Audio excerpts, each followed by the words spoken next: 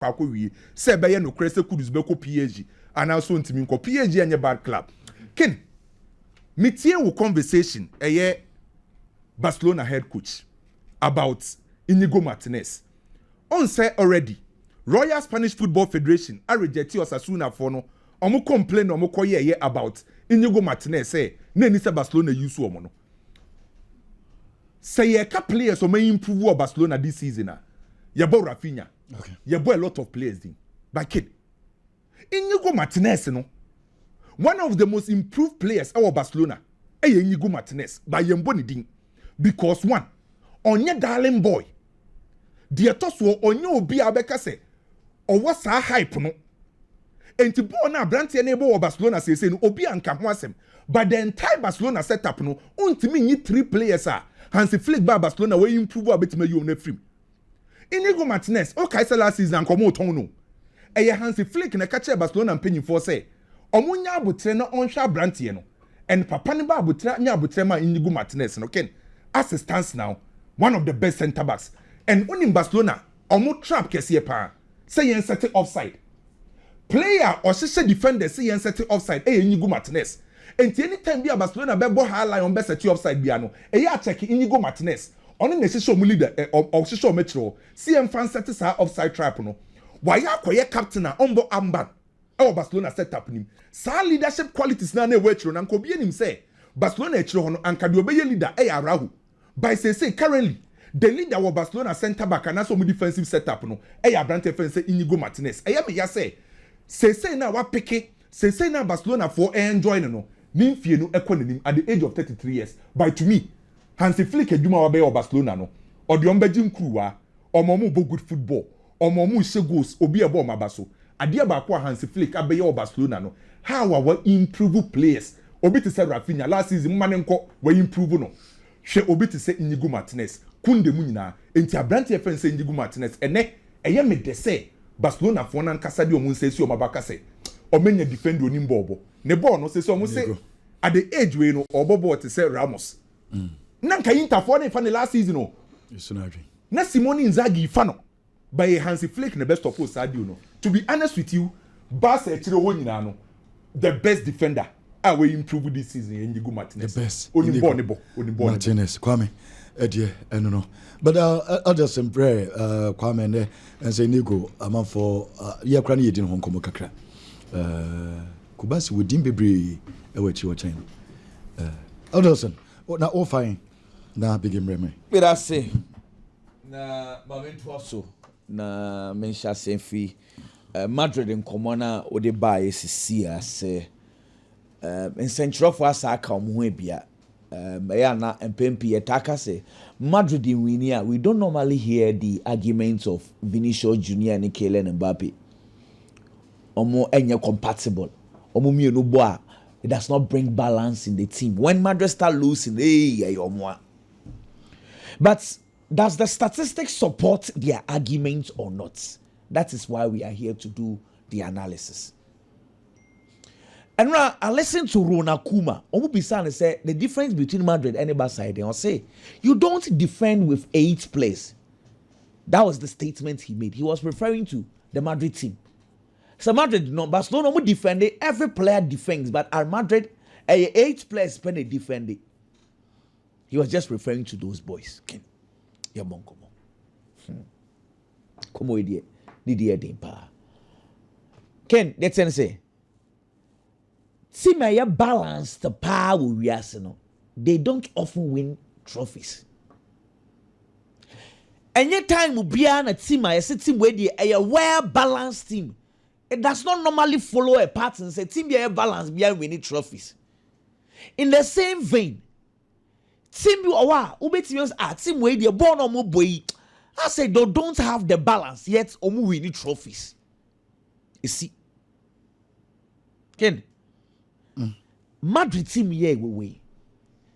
And you by fluke, and you by magic, say every coach be our baby son about the Madrid team. He keeps on mentioning, say, for no many balance, team no. Yet Champions League, no way Man City film, or may Atletico Madrid the film, or many Arsenal, but yes, they still have the hope, say they will do a comeback. And Richie, statistics are about Champions League. If I'll get it, sir, I don't know about lead him into my conversation. I mean, no, baby, you know. Can be with the mammy and come any beji pa. Champions League na ye bono. Players are entry me kapa. Any more form into me kapa. Any. Now me how I drink. She last but 4. She last but 4. Rodrigo Goes. Seu Grassi, Vinicius Junior, Kylian Mbappe. Last but 4. 3 of Madrid 4 players and they were home. Now, if you deal with numbers, if you deal with statistics, now for this and you want to analyze a team via this graph here that way, automatically it pops up to you say Madrid anymore for normal Perica 2. But the natural ability of these players, they say, what power mini make to pa Vinicius Junior make to Kylian Mbappe ni make to Rodrigo Goes any make to. Why is it that yeah, baller they don't often run? That's the first question you need to ask yourself. Then is it that they are refusing to run and as a born and kasana system emomun drumika? We Champions League in But on Trudeau. Strikers and as a player somewhere in the moment to America cry. Last for Madrid for 3 players. With 3 players. Obviously, no any more 4. Now, me no Makase. The problem ain't individuals. Sing will be over Yasia or Mbappe, our Vinicius Junior, our Rodrigo Goes, our Jude Bellingham. You cannot tell me that this team will not perform. This attack, a enviable attack. See me being open. But the right attitude, the biggest problem of Real Madrid, attitude. And that Mbappe beka so person bobo oni Vini and Rodrigo Goes eka so mo person mo bopano. Ken me who defenders beti me stop these guys. And that born beba say we want to sacrifice for the team. I'm not sure these guys can prevent them from scoring goals. In any case, system na Carlo Ancelotti Ebonisiano. He was using the same system. Abrana Benzema Real Madrid. Let me tell you something. Sir, you're defending a 4-4-2. No? Last 2 or 3 years ago, na Freddy Valverde and an right wing or defending 4-4-2 or both Freddy Valverde or right wing Luka Modric on the left, Toni Kroos and Casemiro. Na anyone I Benzema Vinicius Junior. It's in the place of Benzema, no. And Kylian Mbappe, the system has not changed. But 2 years ago, Mekania Germany sacrifices of Vinicius Junior Eyedema Benzema. No. Today, he's not doing that. Maybe 2 years ago, when they reflect back, say, time anana Benzema, Eshe goes be power Real Madrid. Share the work rate of Vinicius Junior. What they say? Akwano ko no ba no atambo no the ball na ama Benzema no ni Benzema running 1-2 the kind of energy na Vini used 2-3 years ago no is he doing that? Mbappe ye na against or ball na ojineni one why serious or beba can't he play much better than Nyemani be announcing oh yeah na so the Madrid's problem it's attitude media it is not a matter of tactics so boys ni your against on bebo. Ah, come on. On the board too. They are told to be okay. Mohamed Salah. When he said 2017, I brought Liverpool for FA Mohamed Salah. No? Liverpool had to fly to Dubai. Now, Mohamed Salah, the agent, he said, crowd was so funny agent or funny like his personal guy. Or one or say a lawyer, Colombian guy, Rami Abbas, or to Dubai, or not. Now, Liverpool had to fly the Omukoho. Why? Because Ramino are a very, very tough negotiator. Liverpool fan according to them can come on the when he said 2022, when Salah was extending his contract, now I was say Mike senior man FSG Papa Nankasa never down any Rami Mubekasa. It's negotiating with Mohamed Salah. It's not easy. And now we have Richard Hughes. Last year, he flew to Dubai twice. Almost the first one or call, you know. Rami Abbas catch and Salah and Michael was in the chamber. And then, we're extending the contract. Go and listen to what Anna Slot said about them. Or say, for no negotiation na or da Richard Hughes any FSG for not sepa because I know more. Negotiating with Mohamed Salah and in the entourage is very difficult because of Rami Abbas. As a so called what direct on Dubai, my flyover. December, or catch a Liverpool for say. If a Liverpool's first Sikasam came December last year. Now, December na Liverpool for equal negotiations. Somebody almost say, Yan say Salah. So now listen to this very well. I'm going to say, we are not willing to do any pay cut. We respect Salah. We want to maintain the figure. But say, when negotiations, let's start. And they say, Rami, Rami Abbas catch. Rami say, Omu follow Haaland. Trajectory, they should follow it. Now, Omu follow suit because Salah, the ball now, bono, it says, meaning say, and yen, and come in, say, yes, okay, cowboy, and the kitchen, oji.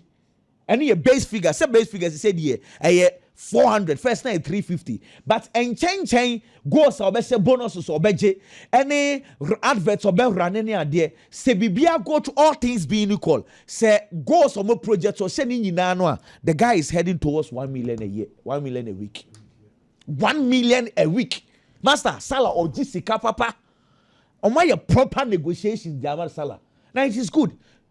Because Salah's legacy, it will remain. Somebody more can goes. You see why I say this legacy goes beyond goals? Okay, Robert Pires. He's noted in the English Premiership as one guy who changed wing play with Premiership. Arsene Wenger na yen sir. Premiership ayenimuno. Traditional wingers. We are right winger, ujina number 7. We are left winger, ujina number 11. David Beckham Rangex, Munya Cross, your 2 forwards, Dwight York, and the Cole Ebepem. That was the tradition of the English Premiership, 4-4-2. Arsene Wenger changed the wing play with Robert Pires. He's the first person among Robert Pires, Obiabo right to ujina left. According to Robert Pires, or say, first 2 months, no mudina tem or no krano or bre. Tisa ansayeno. I started from there. Okay. I don't want to dwell so much in that. But Riyad Mahrez ebe resist standard with Leicester City. I don't know about Liverpool for ebe try because time at Leicester City, Riyad Mahrez ASano. Remember, says Sadio Mane was bought as a right winger. Omunya Salah na Salah be taking over today. Say Premiership. It looks like 95% of the teams are doing that. Left-footed on the right. Yeah. So the standard. Robert Pires may be a punodier, but in the English Premiership the standard has always been more Salah and will be forever be more Salah until say a day be beba.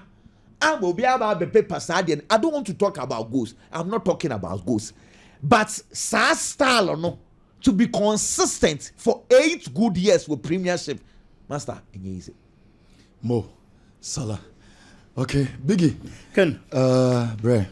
Ken my mention say free baby akwa kodi wie na Kweku on Mohamed Salah. So we build a project in football. You are the key players and the best players and they build that particular project. And Slot is a new manager and we be Liverpool bobo ko ni mu. Or you the part said they be Liverpool bobo ko ni bejina. But obey here personnel on the field of play. Our more quality was show. Na team ya boama the right sporting project or you know e be match or not trophies ababa be count. And inti say your personnel any quality, any the fulfill a project. Then certainly a being as a Mohamed Salah better now will Liverpool bobo. That is number 1. Number 2, at the end of them will be both team I ever say, as some city and more more so. It's Yaman and Tina bobo non consonia juma. It is because of the achievement and performance of that particular player. Mohamed Salah, as we speak, this season alone, consecutively. Since joining Liverpool for the past 8 solid years, there isn't a single season in all competitions watching less than 20 goals. And idea adding so when you play over to me, I said, no free one. This season, Mohamed Salah as a wing forward, most of the times, and I didn't come on a pomo assist. Omo Boaman go for goals. Can midfielders and your bomb was uncle. This season, Liverpool top assist, Mohamed Salah, or 17 assists. There is no Liverpool player in history, Premier League, a single player, 17 assists. Mohamed Salah as a forward line player ababa be yes ade no e de ama Liverpool boboko no se si amene wo ka say this season ya Salah go tally for player onye non-English a player onye England ni na wa goals kese na record Nikita Sergio Aguero 184 goals as we speak Mohamed Salah ko sa record no ono so 184 goals as a foreigner e Premier League ni mu it goes on and on and on branch ya Chelsea was our quality no wo de bebo aboboko no Liverpool na da soro e English Premier League ni mu can Liverpool entirely this season almost 72 goals e Premier League ni mu Mohamed Salah goal contribution in choir 44 daily was 27 and our assist 17 to 44 goals every 72 na Liverpool at him na catch me say Mohamed Salah impact and ka ho na Liverpool e da soro e English Premier League ni mu etisika bia Liverpool de bema Mohamed Salah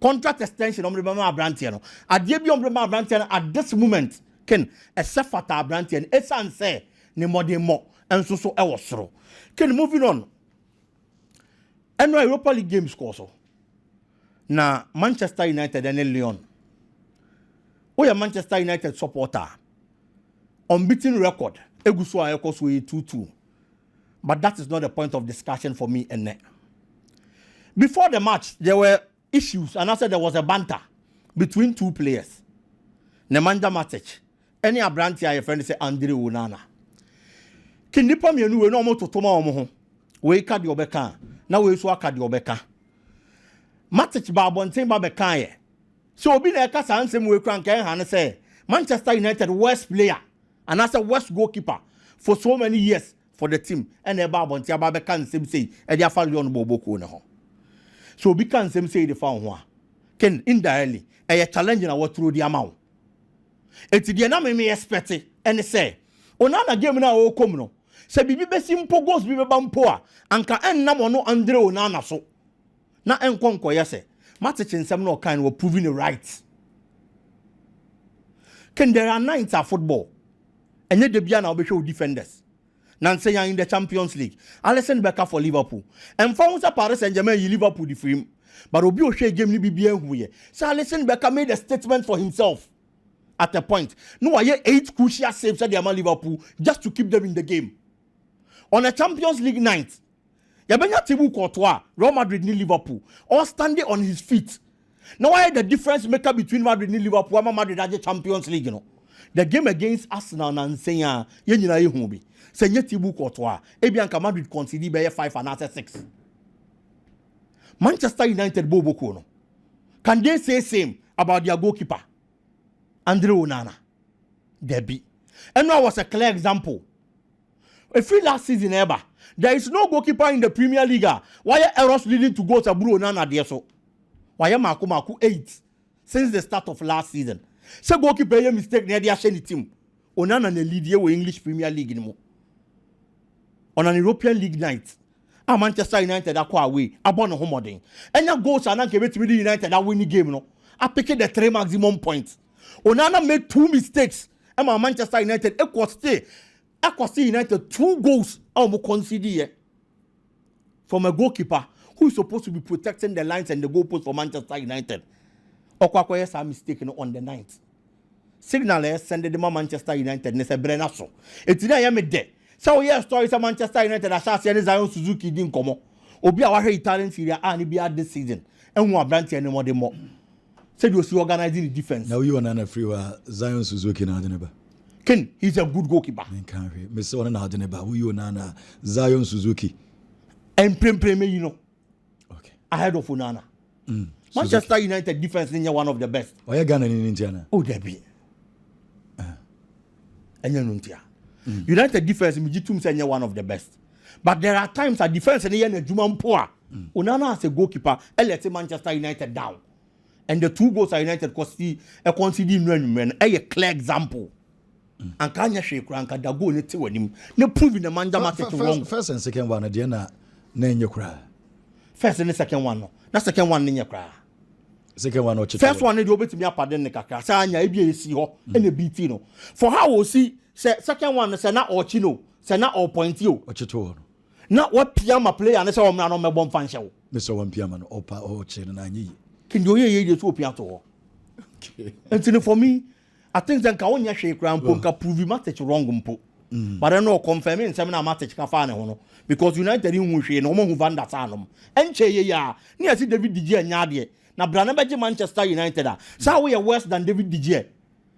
A brand so Manchester United should be looking for another. But some man for them. I mean, say United, the decision on the Onana buy and about born che.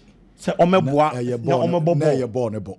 In Tiana told be a mentini panibimuswasi because Omunim said the year and you nana young kono. But now United 4% different way. We say the football is changing. So we'll be a bit more passable and better. Edia mom. Yeah. It when you van in Sancheboa. But goalkeepers now, goalkeepers no mukase omo bobo omo pass ball better than your tom. Omo are this saves any goal ne dan account. Now say City and just star no mo bon na ball no ko Edison Zubebra. And you nana dey bia. No O de Edison ko to Manchester United goal no ma. See ya. They were boss by United goalkeepers in so. Only inside for 3 seasons now David Ian Manchester United best goalkeeper season only player of the season. Yeah. Because over to me I 5 saves in one game. Yeah. Still I'll be considered 3. And you only United but for the last 7 years. Yeah. Into the Edison our Man City we didn't bet them one round bubble. And the true do. I said we omoko nana ba me catch. Concede chances too much. They were about Manchester United boss no. Say Gradian say ekobasa within some 3 minutes be aboba. But within this 3 years now kind no. The year concede silly goals bima no mo credit dinner time eboa. Ah na sports goals mo be dinner time because no wa break. Exactly. Can no tell me kate. Me jitum say Manchester United defense ne the best. But there are days that defense ne na juma mpo. Goalkeeper ni ntimi nyane de. Onana sa. Onana nya de. But do you know the problem? The problem with Onana. Onana problem ne say onim say we drew sa level no. Bondru ye. Ohun no so top goalkeeper. Yes, bonyen drew sa. But as a Manchester United goalkeeper, they say o eso nya sa or what sa akukuduro ni say make the best goalkeepers ho. Because they are about finals. About final or Champions League. Or that Manchester United one of the biggest clubs we are. So this is the problem. Say who yi goalkeepers now fema o de Neuer to baby na Courtois mo abasa ahoni nyina no Onana mbem currently between Onana and David Raya was switching when you necessary adintia because Raya improve opeso do level bi Onana na ho den pa ye de e ball playing na in terms of saves so ya de ba no do sa level. So say coach na odo buy say be boss a ball no ni ho ade na wo lake no who improve who sua but no ni hu no say ye ka top goalkeepers a ho bonye ndu sa because other Champions League final no yes talent by United na but onu ni say ye ka ho pa wo e ya hwe ni all onu no hu ni say wo one wo ye du Courtois amana they were the end but Kwame but say Onana so no Robert Sanchez musumu gu na Chelsea goalkeepers ni na gu na say na make us David Raya ye boni ni Kwame David Raya da man you an come pa mo no ono so koda man you go no ma man you born e come so man you goalkeeper betimi agi wo mo e di here ni all black and a Courtois omo a omo ye proper shot stoppers apart from that there because say no music concede chances no so Onana there no na ehemfa no tosini goalkeeper ne nche ne there say ye nche ball say obaye no e improve na e back he cannot change me nka so me change o but situation na wo no fa ne say we environment a wo no e was so timi adapt to situation on timi o and then still goalkeeper you more deal in a ball playing goalkeeping you know you cannot be a shot stopper in just a year. You cannot do it. That is why he has to leave. No problem. Some more kotono no man kotono say or baba chibo gidi. It's the coach in the project now or the building. The coach in the core. A new man is in with a new project. So he will let the corner from Ra. Me person because the goalkeeper ben na move. Say yes Suzuki mpa at least United take steps say Odin common and kwani enough. It's so solve the goalkeeping problem. United 5% omunja no kwan onko. Yeah, I was here solve the goalkeeping problem. Who is the uncle? I was all. Can I wine but person me wine now? What's Suzuki though? Why so he for Come on, why them me compare Robert Sanchez. Onana ni wa Suzuki. Na mo compare Robert Sanchez say say na mo pɛ dia mo compare. Maybe so be. Onana ni wa. What's Suzuki? Ken, between the two goalkeepers this season, may use Suzuki ahead of Onana. Obi da Palmer ball. Palmer your ball. Me ko ko me break. But name mo me 5,000. Ghana